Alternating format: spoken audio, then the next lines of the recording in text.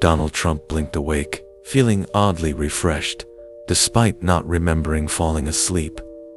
He found himself sitting at an opulent dining table, the room dimly lit by flickering candlelight and decorated with rich mahogany furniture and dark, heavy drapery.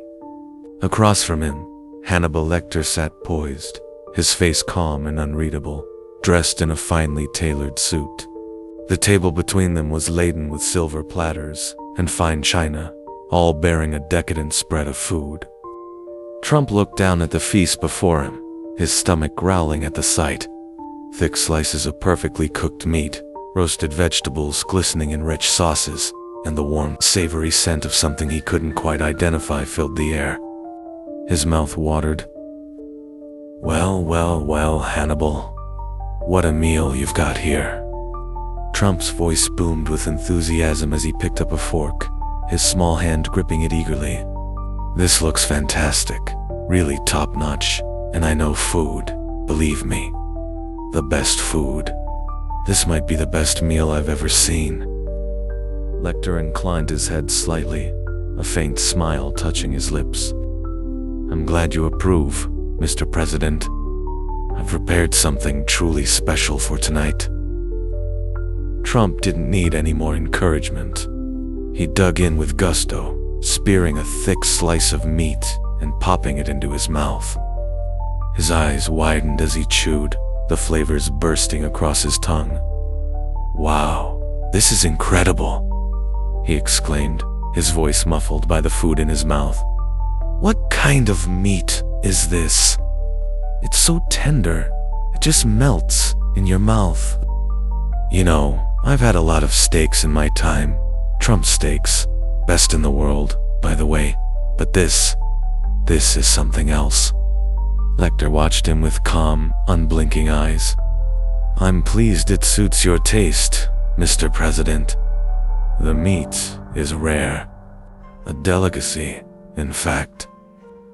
Trump nodded, too busy shoveling more food into his mouth to respond properly. He barely paused to breathe as he devoured the meal before him, moving from one plate to the next. Every bite seemed better than the last, and he couldn't help but keep the compliments coming. "You know, Hannibal, I gotta tell you," Trump said, between mouthfuls, "this is really top class. This kind of meal, you can't get it anywhere. Not even at Mar-a-Lago, and that's saying something, because we have the best chefs down there. Really, really talented people. But this is perfection. You've outdone yourself."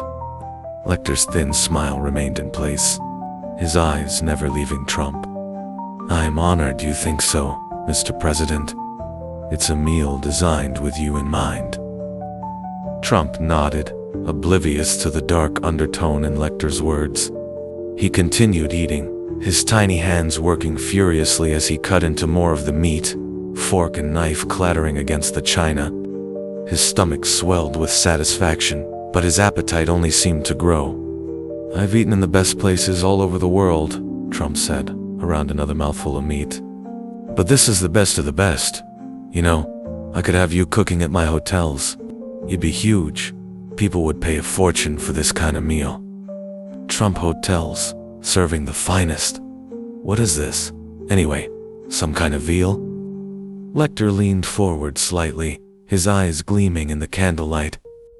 "It's something quite close to home, Mr. President.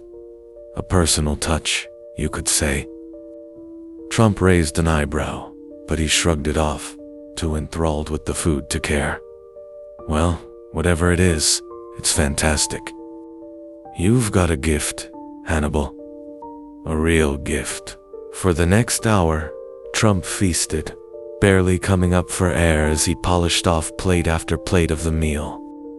He couldn't stop raving about it, his tiny hands darting between dishes, piling his plate high with more of the succulent meat and rich sides. It wasn't until he leaned back in his chair, rubbing his bloated stomach, that he finally seemed satisfied. Trump beamed, pushing back from the table. "You know, I think I need to use the restroom after all that. I'm really stuffed." He let out a contented laugh and stood up, or at least, he tried to. As soon as he put weight on his feet, a sharp, searing pain shot through his legs. His knees buckled, and he collapsed back into the chair with a yelp. "What the hell?"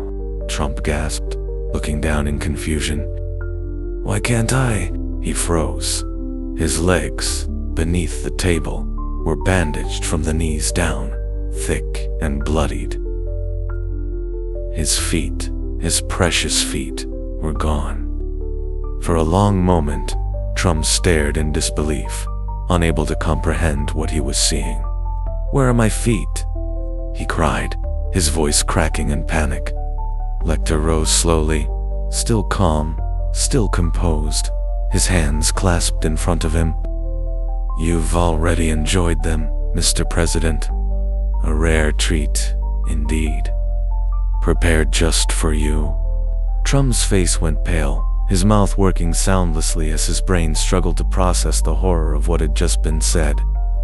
You fed me my own feet," he sputtered, his voice high-pitched with disbelief. Lecter's smile widened, just a fraction.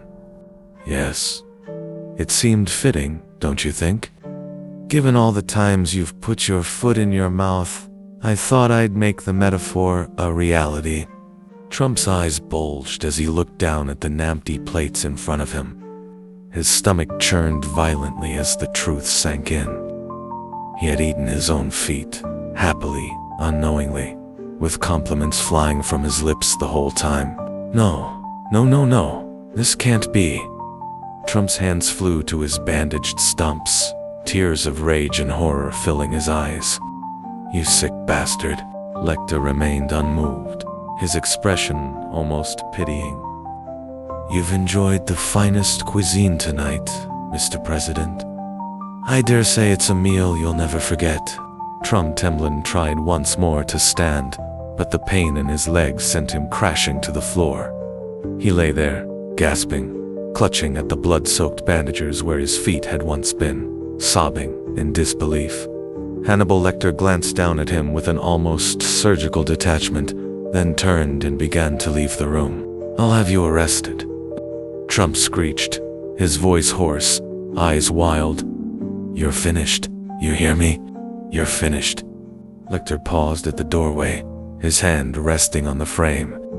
"No, Mr. President, you are." He gave a final nod, then disappeared into the shadows, leaving Trump alone on the floor, broken, footless, and utterly ruined.